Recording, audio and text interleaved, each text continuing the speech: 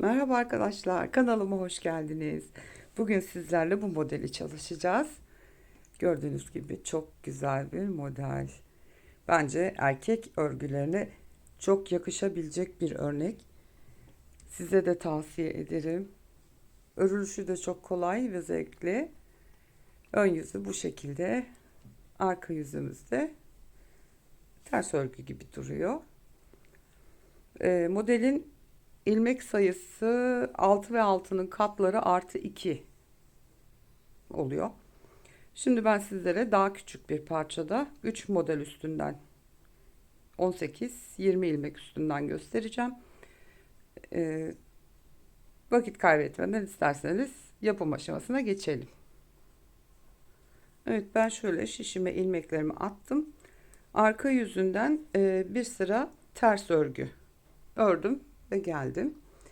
Şimdi yapım aşamasına geçelim. İlk önce kenar ilmeğini örüyorum. Hemen arkasından 6 tane ters öreceğiz. 6 ilmek ters örüyoruz.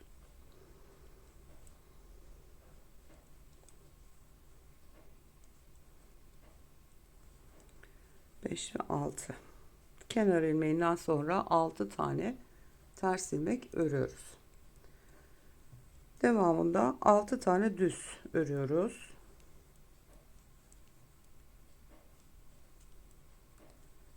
Altı tane ters, 6 tane düz ördük. Yine 6 tane tersimizi örüyoruz.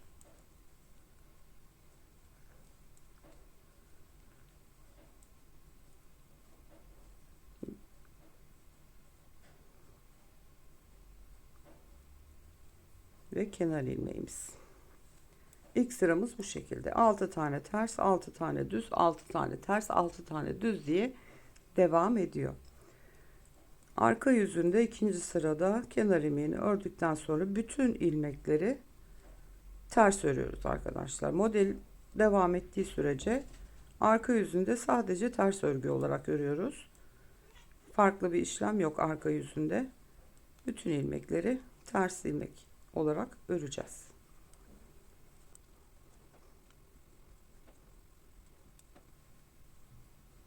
Ve kenar ilmeğimiz. Evet, ikinci sıramızı da ördük.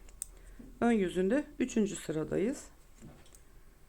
Kenar ilmeğinden sonra ilk sırada yaptığımız gibi 6 tane ters, 6 tane düz olarak örüyoruz. Üçüncü sıramızı 6 ters ördük, 6 tane düz.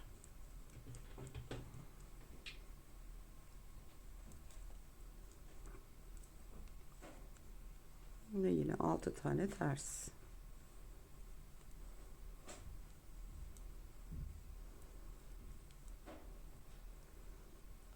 Ve kenar ilmeğimiz.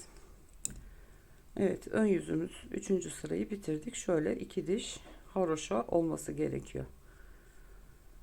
Dördüncü sıra arka yüzündeyiz ve bütün ilmeklerimizi yine ters olarak örüyoruz.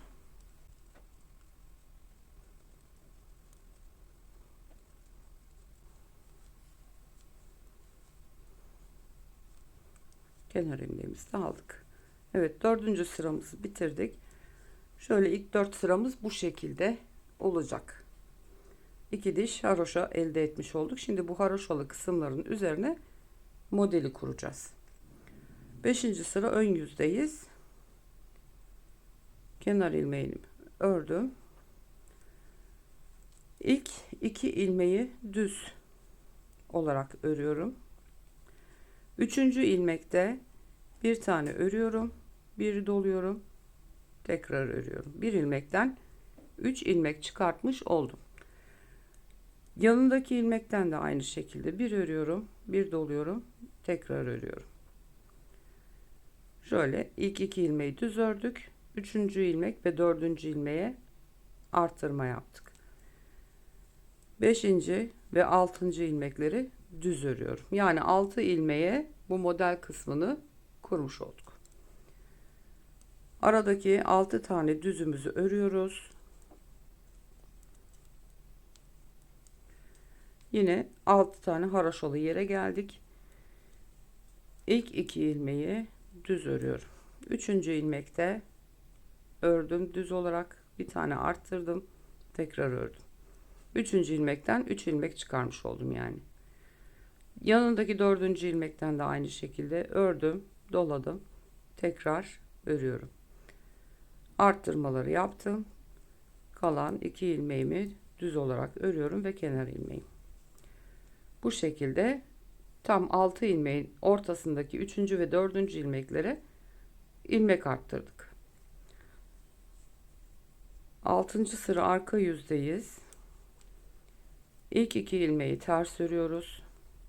Şimdi bu arttırdığımız 3 yaptığımız ilmekleri örmeden sağ şişime aktarıyorum. Şu şekilde. Altısını da aktardım şişime ve ters örgülerime devam ediyorum.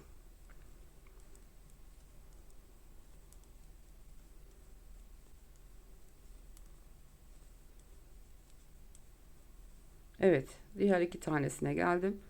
Onları da hemen örmeden şişe aktarıyorum. İpim arka tarafta ve örmeye devam ediyorum kalan ilmeklerimi. Ve 6. sıramızda bitirmiş olduk. Şimdi şöyle. Şimdi modelimizin şeklini vereceğiz tamamen. Kenar ilmeğini ördükten sonra bu içte arttırdığımız ilmekleri dıştaki kalan 2 düz ilmeklerle yer değiştireceğiz.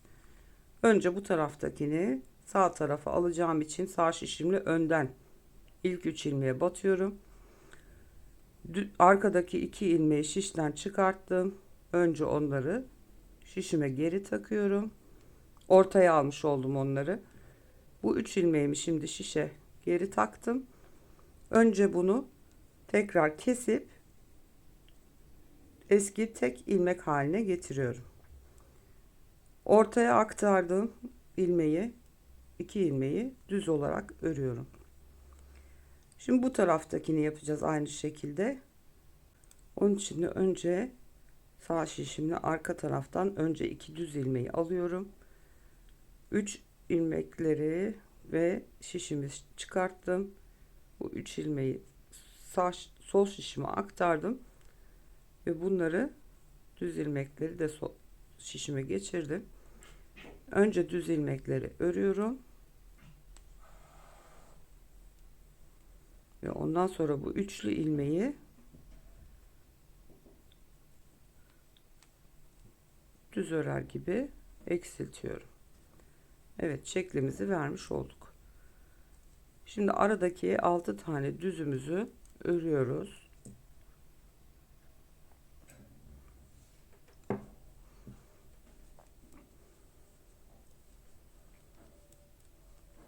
Evet, düz ilmeklerimizi ördük. Şimdi yine şu ortadaki üçlüleri dış kenarları alacağız. Kenarlardaki düz ilmekleri ortaya getireceğiz. O yüzden önce üçlü ilmeği sağ şişime taktım. Düz ilmekleri de şişten bırakıyorum. İlmekleri ortaya aldım. Üçlü ilmeğimi de şişime taktım ve kestim. Şöyle şeklini vermiş oldum. 2 tane düz ilmeği örüyorum. Şimdi bu taraftakilerini alacağım. Sağ şişimi arkadan ilmeklere geçirdim. Şişten çıkartıyorum. Bu 3 ilmeği önce sol şişime alıyorum.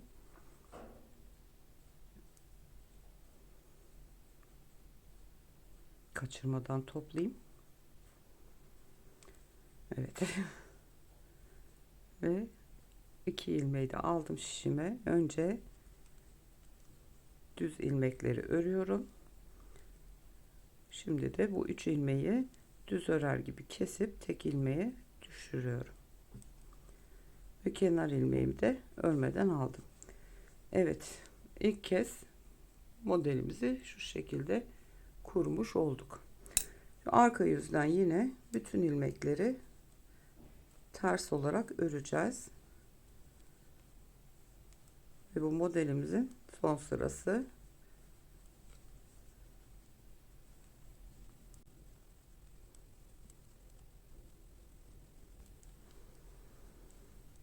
Evet, bütün ilmeklerimizi arka yüzden ters ördük ve ilk modelimizi yapmış olduk. Şimdi iki tane kenarda model kurduk. Şimdi bundan sonra yer değiştireceğiz. Düz olan kısma haroşalı bölümü öreceğiz. Modelin üstüne düz örgüyü öreceğiz ve yerlerini kaydırmış olacağız. Ve model bu şekilde ilerleyip gidecek. Şimdi ilk kenar ilmeğini ördükten sonra önce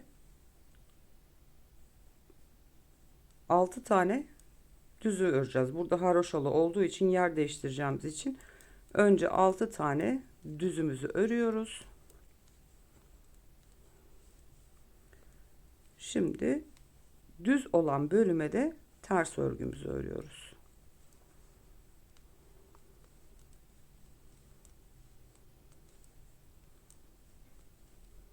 Ve yine modelli kısma, burada haroşalı bölüm çünkü, buraya düzümüzü öreceğiz.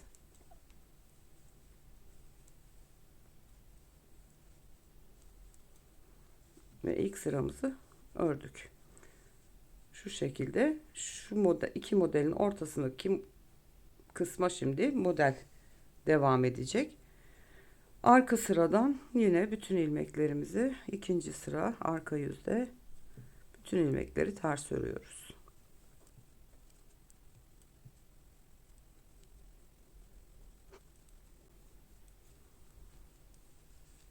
Evet. Üçüncü sıra ön yüzde yine 6 tane düzümüzü örüyoruz önce.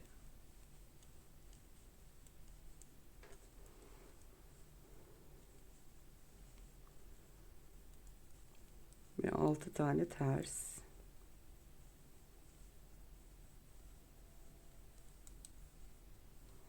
Tekrar 6 tane düz.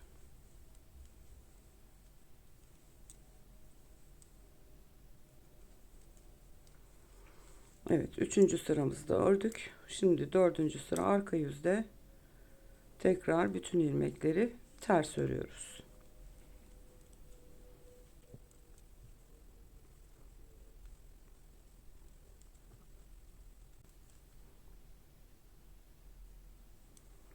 Evet. Dördüncü sıramızı da ördük. Ve şu şekilde şimdi haroşalı bölümün yerini değiştirmiş olduk. Haroşaların üstüne düz örgü, düz örgünün üstüne haroşa denk gelmiş oldu. Şimdi modeli o düz örgünün olduğu bölüme kuracağız. Şimdi yine 6 tane düzümüzü örüyoruz.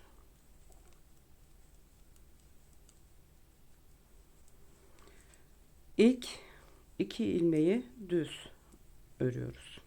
Üçüncü ilmekte arttırmayı yapıyoruz. Bir ördüm, doladım, tekrar ördüm. Bir ilmekten 3 ilmek çıkartıyoruz. Dördüncü ilmek tekrar ördüm, doladım, tekrar ördüm. Ona da arttırmayı yaptım. 2 tane ilmeği düz örüyorum. Devamında 6 tane düzüm var. Onları da düz olarak devam ediyorum. Evet, 5. sıra ön yüzde ilmeklerimizin modeli vereceğimiz kısmı ayarladık. 6. sıra arka yüzde yine bütün ilmekleri ters örüyoruz.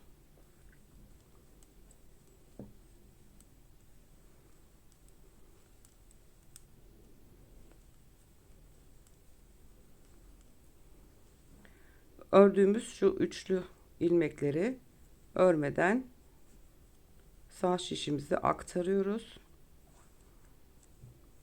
İpimiz arka yüzde yine örmeye devam ediyoruz ters ilmekleri.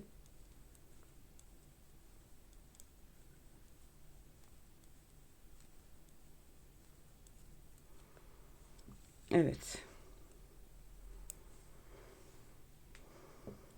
Şu şekilde modelimiz belirginleşmeye başlıyor. Şimdi 7. sıra ön yüzde kenar ilmeğinden sonra 6 tane düzümüzü örüyoruz.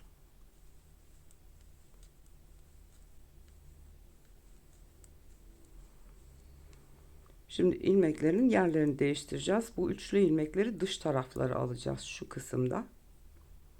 Bunu sol tarafa, bunu sağ tarafa aktaracağız.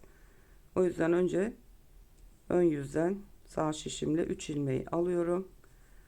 Şişten çıkartıyorum. Arkadaki 2 ilmeği sol şişime aktarıyorum.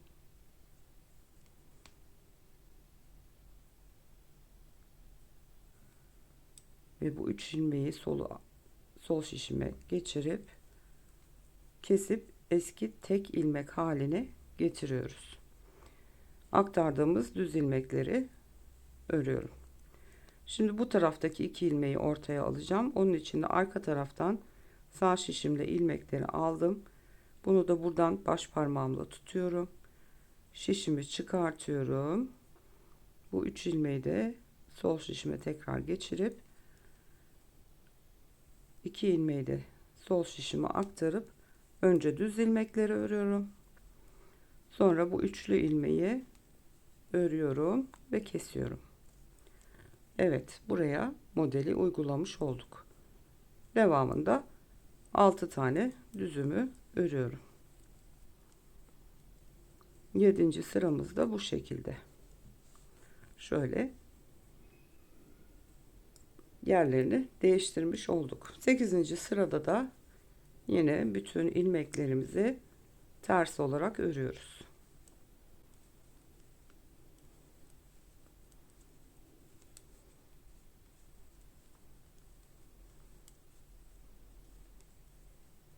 Yapımı çok zevkli ve kolay arkadaşlar. Bir zorluğu yok.